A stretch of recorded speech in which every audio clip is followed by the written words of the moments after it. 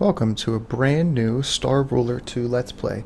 I'm Warmacblu from Explorminate, so let's get right to it. Okay, we're going to start a new game. I've only played one small game so far, and I think I got the basics down. So let's start a new game. I'm going to add one more AI, and I'd like to mention here that you can add as many AIs as you'd like, as long as your computer can handle it. I tried to load in 80 AIs once with 5,000 star systems, and it took about 10 minutes to load in, so it's not recommended. However, I'm going to start off with 4 AI, and I'm going to keep everything default. Everyone's going to have hyperdrive capabilities. You can choose between hyperdrive, fling beacons, slipstreams, and gate travel. And each one of these has their pros and cons, hyperdrive being the easiest to explain and the easiest to use. However, it's not necessarily the fastest way to travel. So you can choose your color, you can choose your symbol, you can choose a team if you'd like. I'm just going to stay free-for-all here.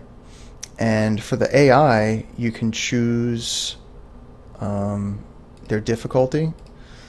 And let's do, so far I've only played with easy, and I did have a hard time, but let's do 1 easy and let's do 2 easy. No. 1 easy and 2 normal difficulties. Okay, you can also choose for the AI the type of government. And basically, all this is what they would start off with. So, for example, theocracy here, you start off with the said fleet, and you start off with cards, which I'll get into later. You can see there's different bonuses for capitalism, and also government empire.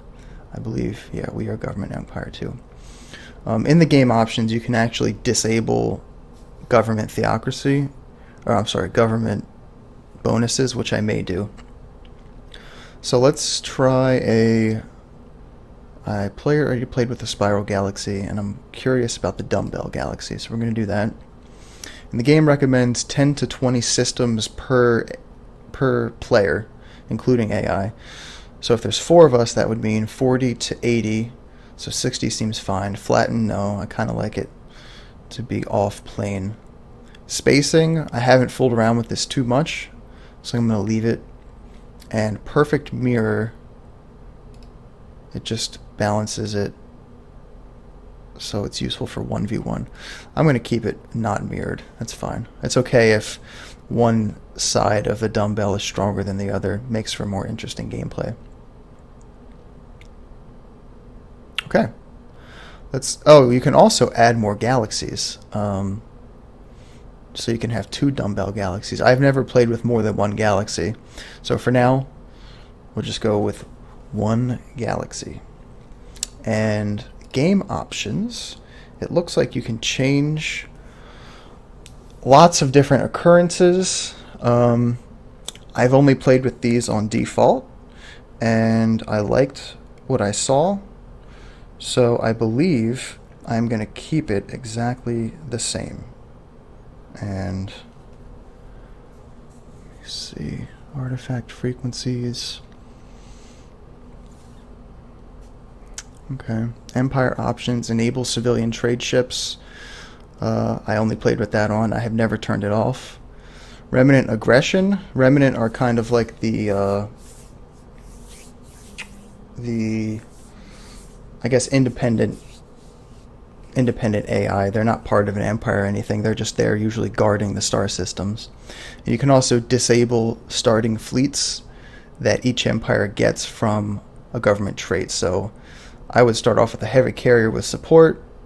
This would start off with 2 scout units, a dreadnought, and homeworld defense. Heavy carrier, and same thing. I'm actually going to disable starting fleets. It makes it so the game's a bit slower, and everyone starts off on the same playing field. time limit, I'm just going to keep regular time limit. And that's it. Let's get the game started. Okay, so the game loads very quickly.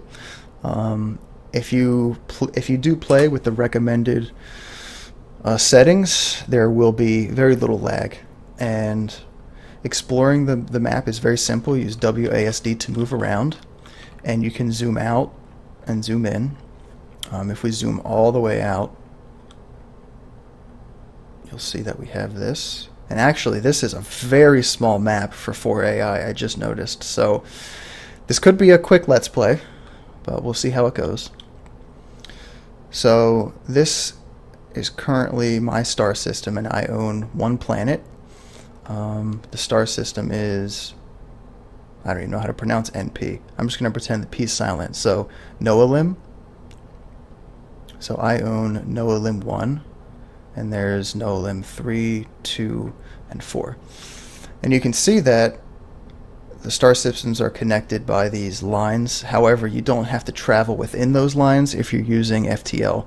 I haven't played with gates or anything like that, so that might be for gate travel. Okay, so like I said, moving around is easy. You can hold down the right mouse button to change the angle. And you can see that not everything's flat, so it looks better. It doesn't really make too much of a difference. I usually play the game like this, so only when there's a huge battle and I don't want to look at it, I take a look at it. Okay, so let's talk quickly about the UI. The game is a real-time strategy game. You can decrease and increase the game speed, and you can also pause and play. Right now I have it paused so that I can talk. You can also choose to toggle in-game time or real-time. I'll leave it in-game time for now. And the way you navigate the AI is very simple. It's like an internet browser, so there's tabs that you can drag, and you can also open up a new tab. You can also close tabs, and it's very nice. So the Galaxy screen is the main screen that you'll mostly be playing in. You have the diplomacy screen. We'll get to that a bit later. Probably not this episode, maybe the next episode. You have your research screen. You have your ship design screen, and where you can create designs, you can create stations and combat ships. You have your planet screen, which is handy in the mid to late game. We'll get there eventually. And you have this very nice community tab that has designs from community players. It also has a built-in wiki. And I don't know if there's a way to access the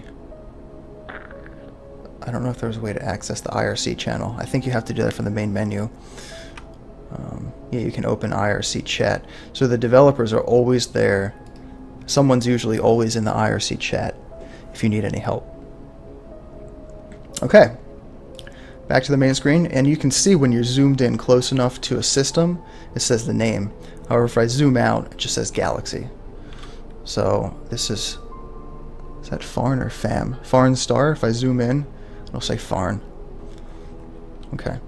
You can also, with the interface, you can hit, I need to look up the key binding real quick, but there's a key binding that makes it so you can zoom in and out of the, you can increase or decrease the scale of the UI, very much so like an internet browser. It's right here, Control plus or Control minus. So almost exactly like Google Chrome, which is what I use. So for example, let me bring up the home world, and if I hit Control plus, makes everything larger, and if I hit Control, makes everything smaller. I think Control 0 brings it back to its default. So far, I like default. If I sit very far away, I usually bring it up a couple times, but default's good. Okay, so at the top left, you have your money. They just call it money. It actually looks like simoleons from Sims. But anyways, you have money, and you get a budget every 3 minutes. So At the beginning of the game, you have 3 minutes to spend 550,000 monies, and whatever is left over, you get to choose whether you want to put that into welfare, which is influence, power, which is energy, research, which is research, or public works, which is labor. In the beginning, I leave it on welfare because influence is very important in this game. So let's talk about that. Influence allows you to purchase and spend action cards, which are used in diplomacy, or you can name your systems, you can name your fleets to give them bonuses. So you always want to have a surplus of influence. Next is energy. And energy is used to activate artifacts or anything that you find in the map. And that's it. We'll get to that eventually when I find some artifacts. FTL energy is only if you have FTL, travel enabled for your race. And this is, I think it's a very good system so that you just can't keep constantly jumping. You have to really be careful where you jump, and if your rate is pretty slow like it is in the beginning, you won't be able to jump across the whole map. You'll have to slowly crawl your way through. And this is what is currently being researched. Let's go into that real quick, because I'm going to actually click on something. I'm going to actually choose a category to research. So research, I'm not sure why it's like that. Oh, maybe they'll add more categories in.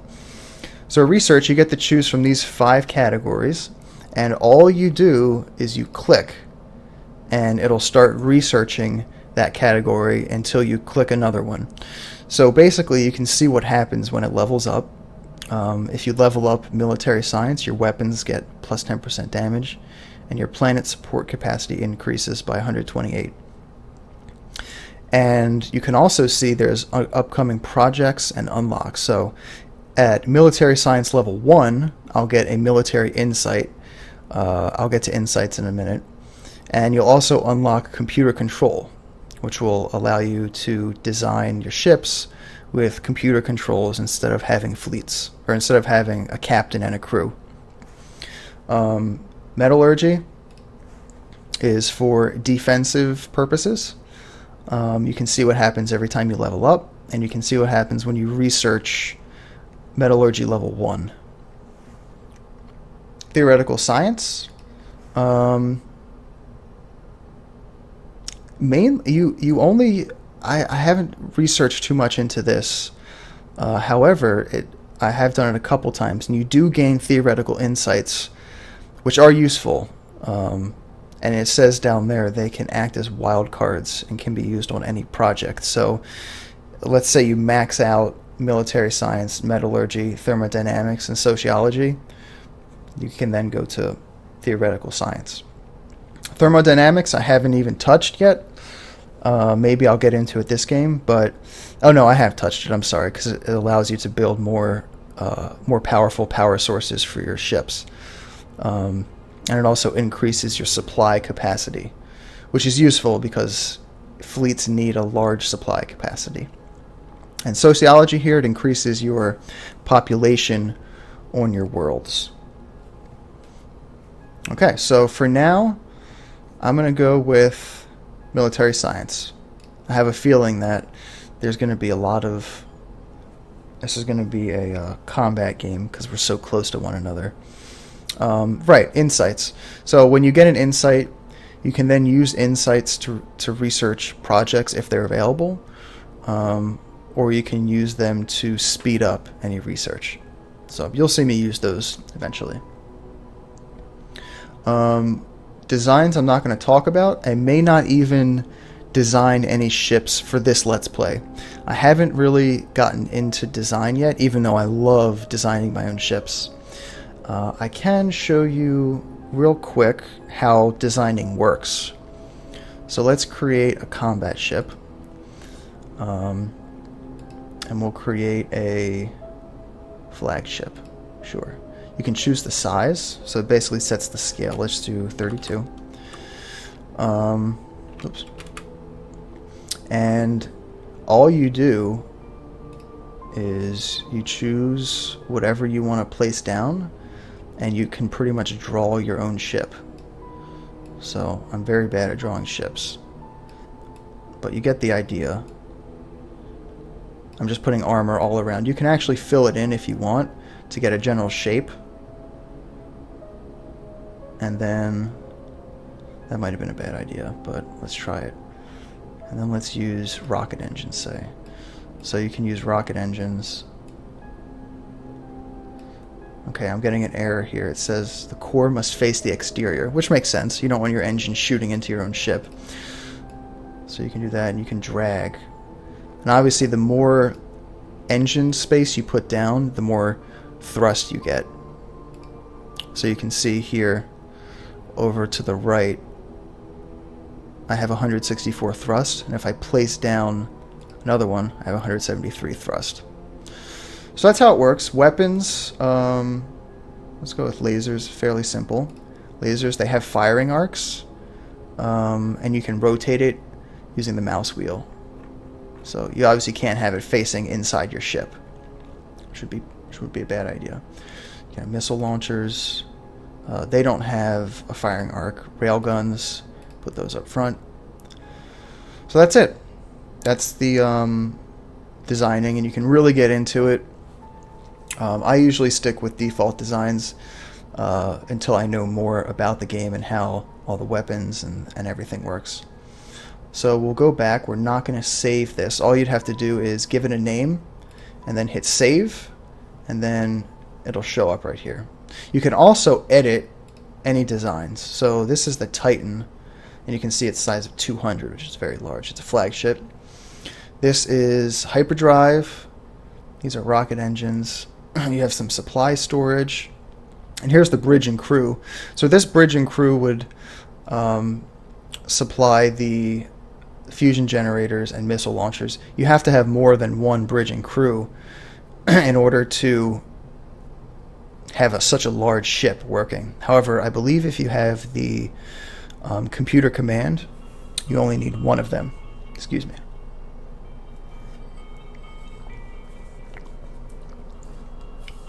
Okay. So that's designing ships. I might get into it towards the end of the game if I feel more confident. Okay, diplomacy. Let's talk about diplomacy, and that'll probably wrap up the first episode of this Let's Play. So diplomacy is very interesting. Probably one of the most interesting diplomatic systems that I've encountered in any 4X game.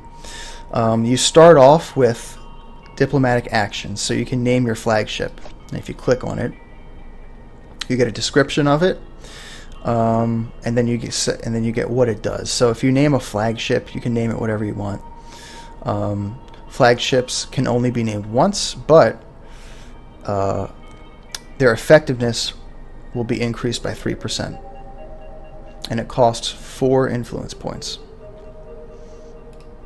Naming a planet costs 1 labor. I'm sorry, the planet has to have at least 1 labor, 3 population, and it costs 6 influence points. And you'll be able to rename a planet, and I just told you what it does. It gives you a +2 maximum population, gives you +1 general labor, and that's it.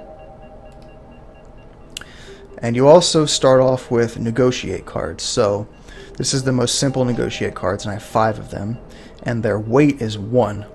And we'll get into weight.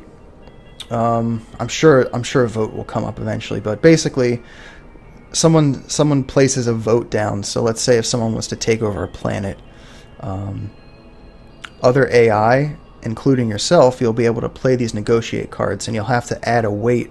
So you can either support the vote, or you can either not support the vote. And this card only provides 1 weight. So let's say the weight is at -5 and you play it in opposition, it'll become -6. And whoever gets to 3 minutes, either in opposition or in support, will win the vote. So I'm trying to see if any of these will... I don't think any of these will come up to vote. But these are all cards that you can buy. And you can see that there's 41 seconds. And what happens is, after 41 seconds, these negotiate cards will go away forever. This will move, and they'll all move down one to the left, and they'll cost one less influence. So right now, this costs 5. The United Research Center costs 5 influence. However, when it goes down after 41 seconds, it'll cost 4 influence to purchase. And that's pretty much it.